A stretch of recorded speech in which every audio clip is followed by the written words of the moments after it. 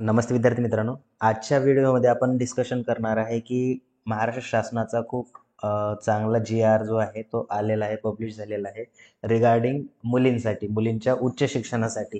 ठीक आहे. आता जे काही व्यावसायिक अभ्यासक्रम आहेत त्याच्यामध्ये जे प्रवेश घेणाऱ्या मुली आहेत त्यांना फ्रीमध्ये एज्युकेशन मिळणार आहे. अगोदर 50% सवलत होती. EWS, त्यानंतर एस सी बी सी तर नव्यानं प्रवर्ग सुरू झालेला आहे या वर्षीपासून. SCBCच्या अंडर म्हणजे कोणते, तर मराठा कास्टचे मुलं. EWS म्हणजे इकॉनॉमिकल विकर सेक्शन जे काही मुलं आहेत, आणि इतर मागास म्हणजेच OBC, other other than backward class, OBC कॅटेगरीतील मुलींना या 3 घटकातील बघा, EWS, SCBC आणि OBC च्या अंडर जे काही मुली आहेत त्या मुलींना या वर्षीपासून 100% लाभ मंजूर होणार आहे. लाभ म्हणजे काय, तर त्या विद्यार्थिनीला फीस भरायची गरज नाही. 100% त्या मुलीला फ्रीमध्ये ॲडमिशन होणार आहे. आता बघा, मेन कंडिशन काय आहे. आता तुम्हाला समजलं की कोणत्या मुलींना भेटणार आहे. OBC कॅटेगरी, EWS आणि SCBC. ठीक आहे. या मुलींना तर भेटणार आहे, बट त्यांचं फॅमिली इन्कम हे 8 लाखापेक्षा कमी असायला पाहिजे. आता फॅमिली म्हणजे काय, तर आपण जे उत्पन्नाचा दाखला काढतो की नाही, तर उत्पन्नाचा दाखला हा 8 लाखापेक्षा कमी असायला पाहिजे. बस एवढी अट आहे याच्यामध्ये. ठीक आहे. आता बघा, कोणत्या विभागातील कॉलेजेस याच्या अंडर येतील.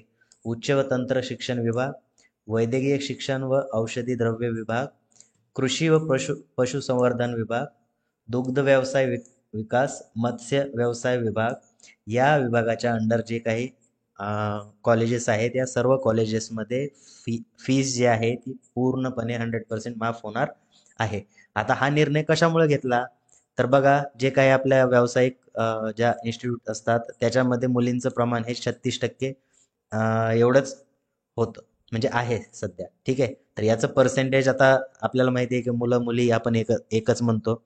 तर मुलींचं उच्च शिक्षणातील प्रमाण वाढावं या हेतूनं पूर्णपणे काय केलेलं आहे, फ्रीमध्ये त्यांनी सांगितलेलं आहे या मुलींना. ठीक आहे. आता बघा, आता आपण बघणार आहे की नेमकं शासनाचा निर्णय काय आहे. ठीक आहे. याच्यामध्ये बघा, राज्यातील शासकीय महाविद्यालय, गव्हर्नमेंट कॉलेज, शासकीय अनुदानित अशासकीय महाविद्यालय म्हणजे ज्या शासकीय अनुदान आहे बट ते गव्हर्नमेंट कॉलेज नाही आहे, अंशतः अनुदानित म्हणजे काय, काही पर्सेंटेजमध्ये त्यांना अनुदान दिलेलं आहे. कायम विनानुदानित महाविद्यालय म्हणजे जे काही सर्व प्रायव्हेट कॉलेज आहेत, प्रायव्हेट कॉलेजला पण या ठिकाणी फीस माफ होणार आहे. त्यानंतर तंत्रनिकेतन आहे. तंत्रनिकेतन म्हणजे काय, तर पूर्ण पॉलिटेक्निकचे जे कॉलेज आहेत ते कॉलेज, डिप्लोमाचे म्हणतो आपण. त्यानंतर सार्वजनिक विद्यापीठे म्हणजे जे आपले युनिव्हर्सिटीज आहेत, शासकीय अभिमत विद्यापीठे. आता या ठिकाणी बघा, याच्यामध्ये काय, तर खाजगी अभिमत विद्यापीठे आणि स्वयं अर्थसहाय्यित विद्यापीठे वगळून. म्हणजे काय, जे विद्यापीठ काय म्हणतो आपण ते प्रायव्हेट आहे ना, प्रायव्हेट विद्यापीठ असेल किंवा स्वतःच्या खर्चानं चालणारं जे विद्यापीठ असेल, तर अशा विद्यापीठ वगळून बाकी सर्व विद्यापीठांमध्ये या ठिकाणी काय होणार आहे, तर तुमच्या जे काही कॉलेजेस आहेत त्याच्या अंडर त्या सर्वांना फी माफ होणार आहे. आता त्याच्या काही कंडिशन आहेत बघा विद्यार्थी मित्रांनो, त्यात तुम्हाला समजणं खूप महत्त्वाचं आहे. तर पहिली कंडिशन काय आहे, तर त्या मुलीचं ॲडमिशन हे कॅपमधून व्हायला पाहिजे. कॅप म्हणजे काय, तर तुम्हाला माहिती आहे, centralize admission process. That is आपण जे कॅप राऊंड भरत असतो, कॅप राऊंड 1, कॅप राऊंड 2 ॲडमिशनच्या वेळेस, बरोबर. कॅपमधून ज्या विद्यार्थ्याचं ॲडमिशन झालेलं आहे, ज्या विद्यार्थिनीचं, ठीक आहे, मुलींच्या बाबतीत सुरू आहे सगळं. ठीक आहे. आणि त्यांचं वार्षिक उत्पन्न 8 लाखापेक्षा कमी आहे. ठीक आहे.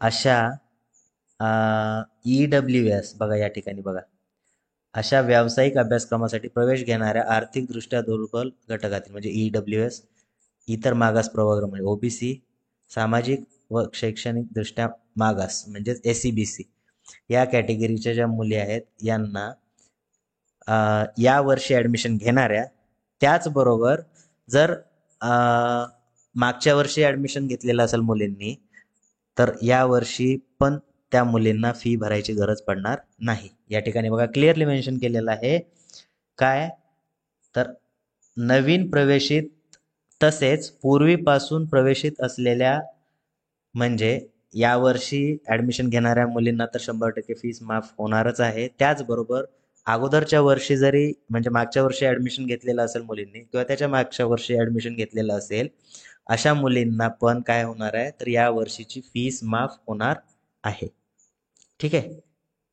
आता अगोदर काय होतं की 50% त्याला लाभ भेटत होता या तिन्ही प्रवर्गातील, ओबीसी, ईडब्ल्यू एस आणि एसीबीसी. एसीबीसी आता एसीबीसी मराठाची कास्ट वेगळी झालेली आहे. अगोदर काय होतं, तर ते इकॉनॉमिकल बॅकवर्डमध्ये येत होते, बरोबर. तर 50%च्या ऐवजी काय होणार आहे, 100% लाभ मिळणार आहे. ठीक आहे, सगळ्यात महत्वाची गोष्ट होती. त्यानंतर बघा विद्यार्थी मित्रांनो, बघा दुसरा मुद्दा जो आहे तो खूप महत्वाचा आहे. काय म्हटलेलं आहे याच्यामध्ये, अं, ज्यांचं वार्षिक उत्पन्न 8 लाखापेक्षा कमी आहे त्यांना 100% तर मुलींना लाभ भेटणारच आहे. बट जे विद्यार्थी अनाथ आहेत, आता या ठिकाणी बघा, जर अनाथ मुले व मुली यांना सुद्धा 100% सवलत जी आहे ती मिळणार आहे.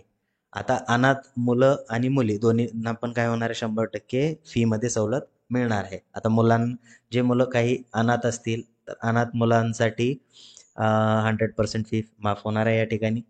ओके, तर पुढचा मुद्दा बघूया आपण.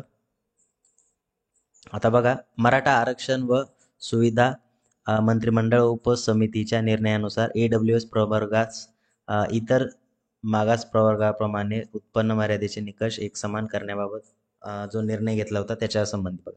पहिला मुद्दा हा सांगितलेला आहे त्यांनी, की अगोदर काय होतं की एस आरक्षणातून जर विद्यार्थ्यांना ऍडमिशन घेतलेलं असेल तर त्या विद्यार्थ्याला स्कॉलरशिप कोणती मिळत होती, राजर्षी छत्रपती शाहू महाराज शिक्षण शुल्क शिष्यवृत्ती, त्यालाच आपण थोडक्यामध्ये म्हणत होतो ईबीसी.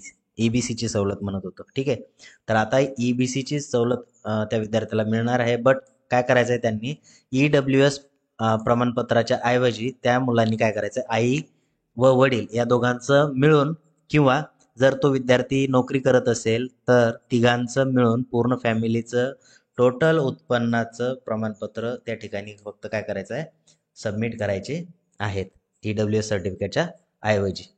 आता दुसरा मुद्दा जो आहे तो खूप महत्वाचा आहे बघा. एस आरक्षणातून जर तुम्ही प्रवेश घेतलेला असेल तर तुम्हाला जी सांगितलं मी तुम्हाला, राजर्षी छत्रपती शाहू महाराज शैक्षणिक शुल्क शिष्यवृत्ती, त्यालाच म्हणतो आपण ईबीसीची सवलत, म्हणजे काय असतं, 50% फीस माफ होत असते त्याच्यामध्ये. तर याच्या अशा विद्यार्थ्यांना काय करायचं अगोदर बघा, प्रत्येक वर्षाला काय करावं लागायचं, की उत्पन्नाचं प्रमाणपत्र द्यावं लागायचं, बरोबर आहे. बट आता काय सांगितलेलं आहे की एस मधून जर एकदा विद्यार्थ्याचं ऍडमिशन झालं तर त्याला दुसऱ्या वर्षापासून दरवर्षी उत्पन्न प्रमाणपत्र सादर करण्याची आवश्यकता राहणार नाही. आलं लक्षात. तर फक्त एकदा फर्स्ट इयरला ऍडमिशन झालं, फर्स्ट इयरला तुम्ही उत्पन्नाचा दाखला जर जमा केला तर सेकंड इयर पासून पुढचे जे वर्ष आहेत त्याला तुम्हाला परत उत्पन्नाचे दाखला जमा करायची गरज पडणार नाही. ठीक आहे. तसेच बघा, आता मी सांगितलं की अनाथ मुलं आणि मुलींना यांना पण काय केलेलं आहे, 100% सवलत दिलेली आहे. याच्यावरती आपण डिस्कशन ऑलरेडी केलेलं आहेच. तर अशा प्रकारचा जो GR आहे हा गव्हर्नमेंट ऑफ महाराष्ट्राने पब्लिश केलेला आहे. ठीक आहे, तर खूप चांगल्या प्रकारचा GR आहे. याच्यामुळे डेफिनेटली महाराष्ट्रामधील सर्व मुलींना याचा बेनिफिट होईल. ठीक आहे. आय होप तुम्हाला GR समजला असेल. GR संबंधी जर आणखी तुमच्या मनामध्ये काही डाऊट असेल तर तुम्ही त्या ठिकाणी मेन्शन करू शकता. पुढच्या व्हिडिओमध्ये मी पूर्ण तुमचे जे डाऊट आहेत ते क्लिअर करेल. ठीक आहे, तर भेटूया आपण नेक्स्ट व्हिडिओमध्ये. थँक्यू.